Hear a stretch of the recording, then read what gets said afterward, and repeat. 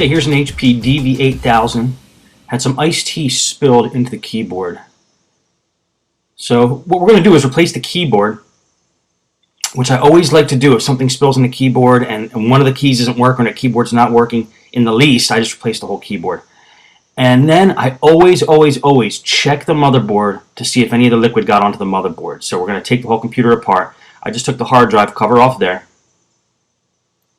The battery's out.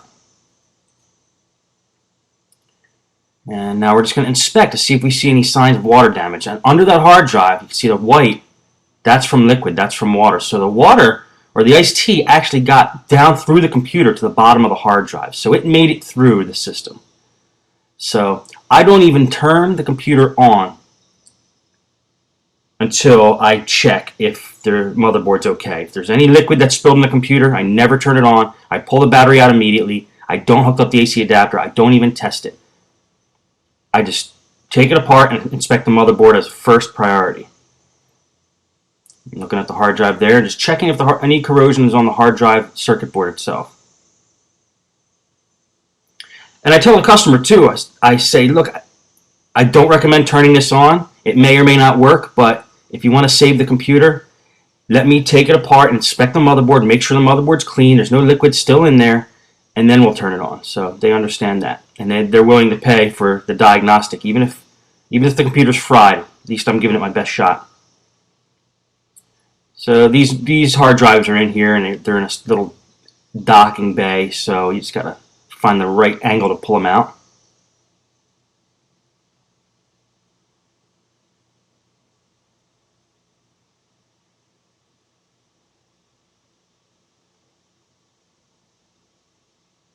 While I'm working on that, I just want to say it is important when somebody brings in a computer that has liquid spilled in it and they say, I spilled liquid in this.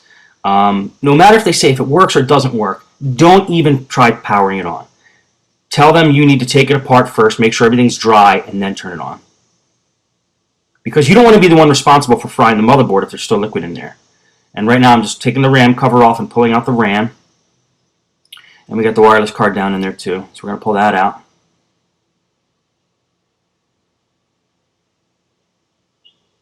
We want to get to the motherboard, and we want to inspect the motherboard for any white spots, corrosion.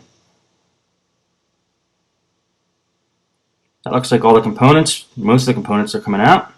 There's a CD drive. Okay, now we're going to start unscrewing screws from the bottom cover.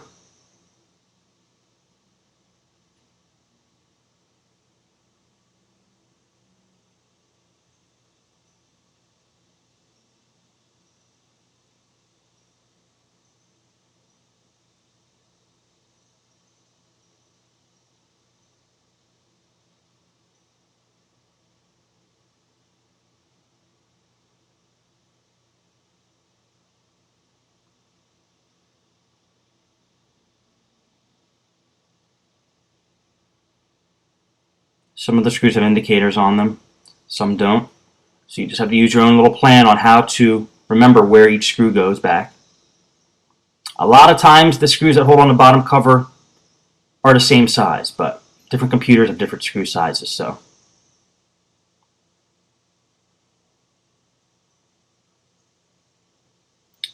and you can see on this computer there's some indicators. Those numbers next to each hole tells you what size screw goes in each hole. It's usually measured in millimeters when they do that. On Toshiba, it's like F5, will stand for 5 millimeters, I believe. And this one, it just says the number and it says millimeters.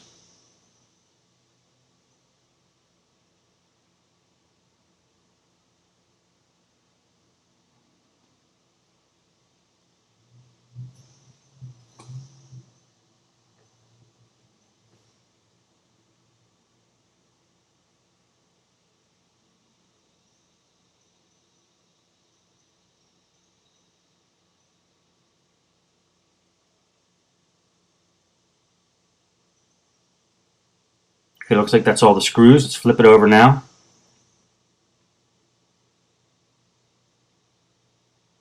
And we're going to attack this from the top now. That hinge cover should come off, and that is how you get the keyboard off. On most systems. Let's see what happens on this system.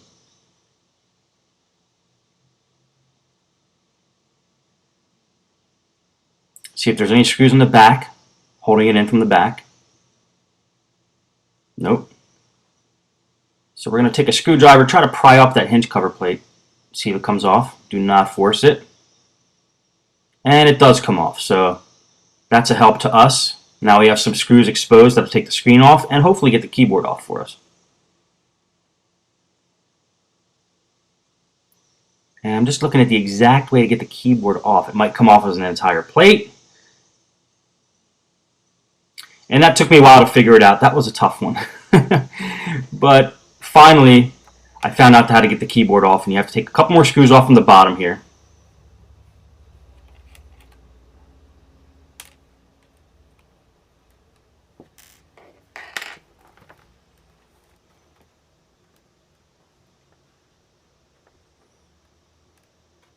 This is a bigger model. I believe it's a 17-inch, so it's got a little bit of a different design. It's the DD1000. And you can see the keyboard's loose now, so I think we're just going to poke it up from the bottom. All the screws are out. Just got to find the right spot.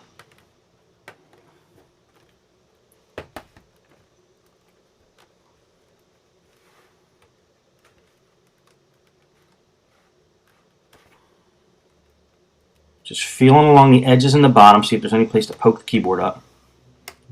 We're getting the top case off. And it turns out the keyboard just kind of falls out when you do that. So there was a way to get that keyboard off. I don't know exactly what it was, but just checking to see if I scratched anything, which I didn't. And now the keyboard comes off. So now we know it comes off as that whole plate, and it's screwed in several spots on the bottom there. You can see a little post sticking up. Now we know for next time. I keep all these, I guess you could call them bloopers in here, because this is real life. This is how I do it. So it's not going to be perfect every time. So don't feel bad if you don't get the job done perfect every time on the first time. And then we just remove those 2 ribbon cables. That keyboard also has the power buttons and LEDs on it too, so there's 2 ribbon cables for that. And we're going to detach the ribbon cable for the touchpad now. Anytime we're able to get to these cables, when you know you have to take the top and bottom cover off, just unhook them, because you don't want them attached when you start to pry the computer apart, because they might rip, and they're a pain. You don't want to have to reorder them. So we detach the touchpad cable there. Just make sure it's out of the way. And now I'm inspecting the motherboard. I'm trying to see if I can see any corrosion. We may not have to take the whole thing apart, but we're going to have to make that call.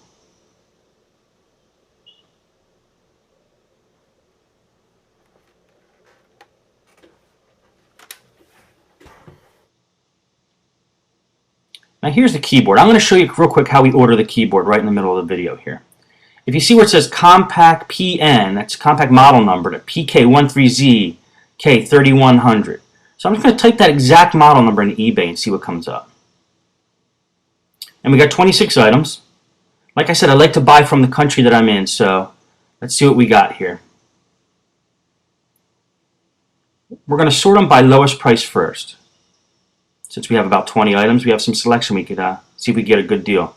This one at the top, 12 months warranty, ships from the USA, high E-Tech, is got tons of feedback, 99.3 positive feedback, so he seems like a trusted seller. He's from Brooklyn, New York. We're going to hit the buy it now, and that's the keyboard we're going to buy for this thing. Now we're going to install that a little later, but this keyboard is going to definitely be replaced. It's very tough when the keyboard gets something spilled in it. It's very tough to bring those keys back to life because the liquid seeps in between the layers of that keyboard, and it's like they're not meant to be taken apart, the different layers like that. So, well, it looks like we're going to have to take the whole computer apart here to get a real good look at the motherboard. Otherwise, it just wouldn't feel right about slapping a new keyboard in, knowing that liquid leaked down into where the hard drive bay was. So right now I'm just pulling the wireless antenna through the bottom of the case to the top, and I'm going to detach the LCD cable. These are the 2 wires that are coming out of the screen. So after we do that, now we're able to pull the screen off.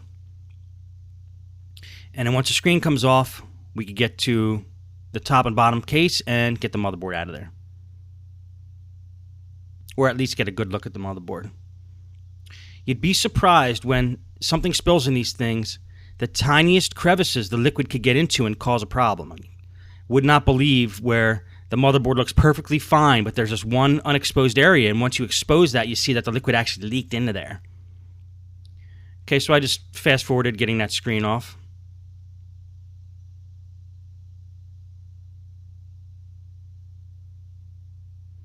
There was these 1, 2, 3, 4 screws on each side. Just wanted to show you there real quick. I must have had a problem, so I had to edit that out of the tape.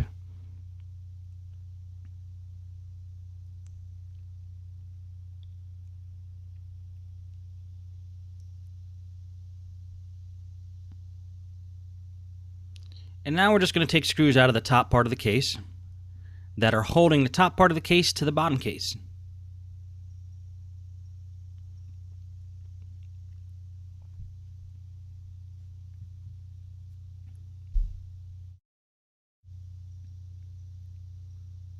And some of the screws are in there pretty tight.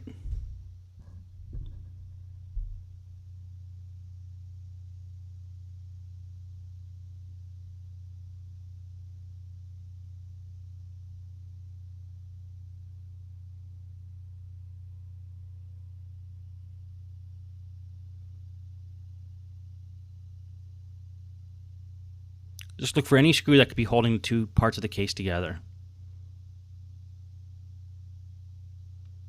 Sometimes you'll unscrew a screw that actually isn't holding the case together, but that's okay because it's better to have more screws out than to have them in and then you have to break something to get the cases apart.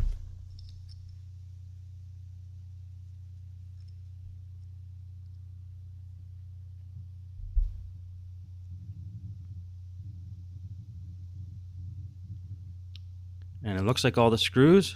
Just want to make sure. Once you're sure and all the ribbon cables are detached, you can start trying to pull the cases apart. Just find a corner that looks like it would be the loosest or easiest one to get off and then kind of go around the edge once you got to start. I like to take my fingernail, if I can, and take it right along the edge there and just try to pop it up nice and gently as you go along the outside perimeter of the laptop.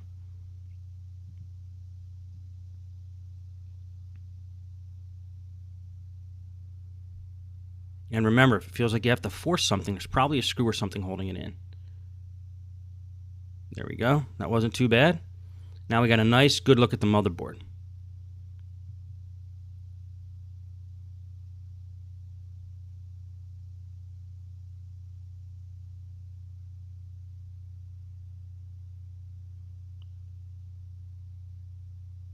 Now there's that black panel there. I'm not quite sure what that is. That might be speakers or something of the sort.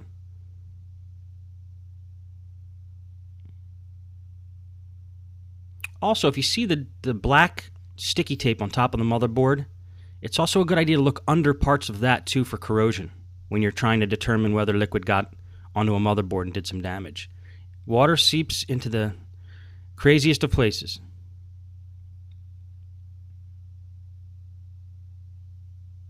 Yeah, and that black thing I'm trying to take off there, that's the speakers.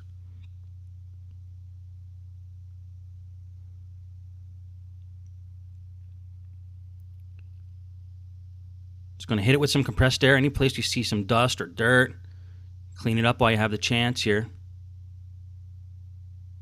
Speakers tend to get a lot of stuff in them because they're exposed to the outside through, the speaker grate. So things fall in through the holes for the speaker and land in the speaker.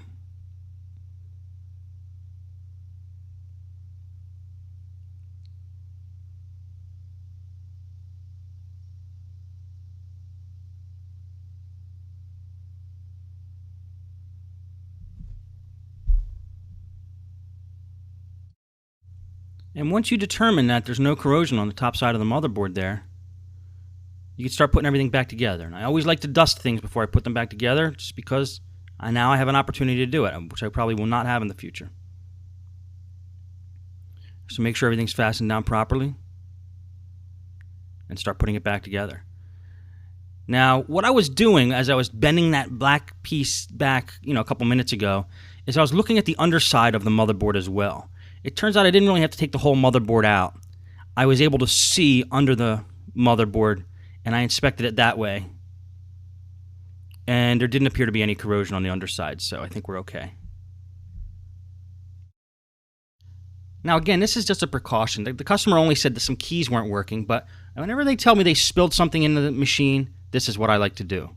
It's better to be safe and better to make sure the motherboard's clean. This way the computer actually lasts. It might only run for a month if there still is liquid down there.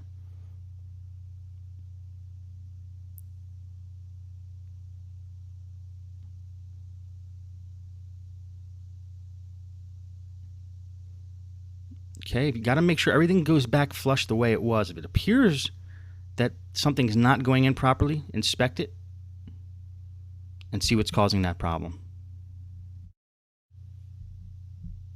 Okay, looks like we got it handled there. So we're going to start screwing the screws back in the machine.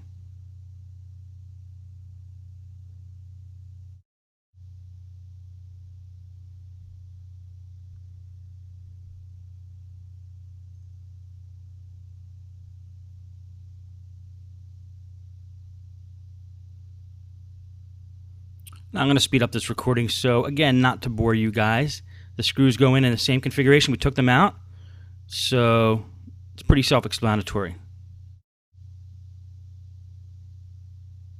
Attach the touchpad ribbon cable there.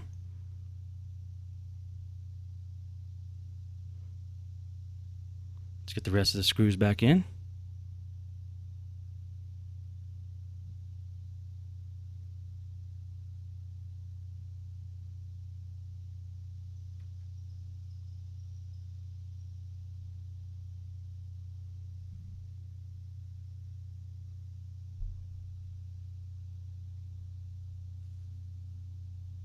Get the screen back on.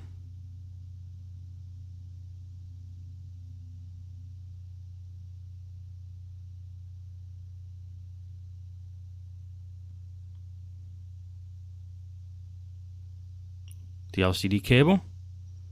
Now it's time to get the screws in on the bottom.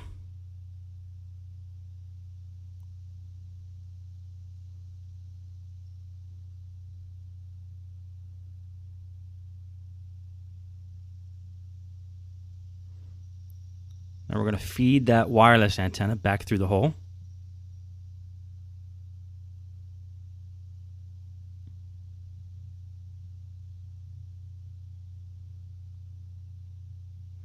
Now reattach the keyboard, mount the keyboard, snap it in, make sure that's screwed in properly.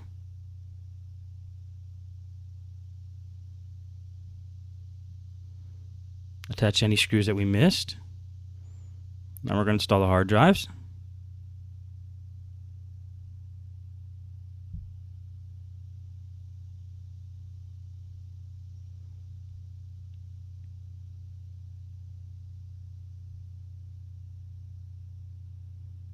Put the cover back on, screw that on, make sure everything is flush.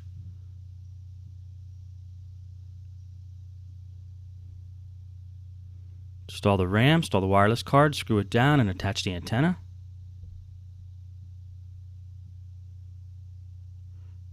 Put that hinge cover plate back on.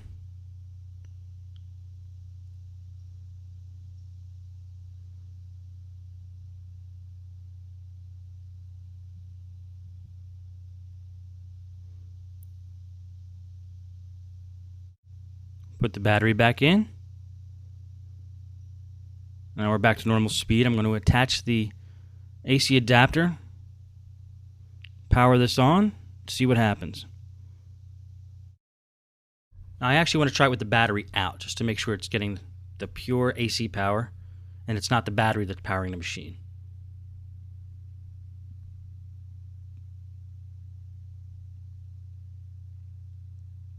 And it's lighting up, it's powering on. Everything looks okay. So we still have to get that keyboard, waiting for that keyboard to come in. We did order it. But in the meantime, if you want to use this machine and some of the keys aren't working, you can use an external keyboard through USB. This is a $10 USB external keyboard I got at Micro Center, real small mini one. Very cheaply built, but very handy. Now, just be aware when you do USB keyboards that sometimes the drivers have to be loaded before they work. In this case, it worked right away, so we're okay with that. But now, I consider this computer done except for the keyboard replacement. We're confident there's no corrosion on the motherboard. Nothing is fried. Nothing's going to go bad. Everything looks clean, so it's good that we did that test. And that's going to be it for this video. Thanks again.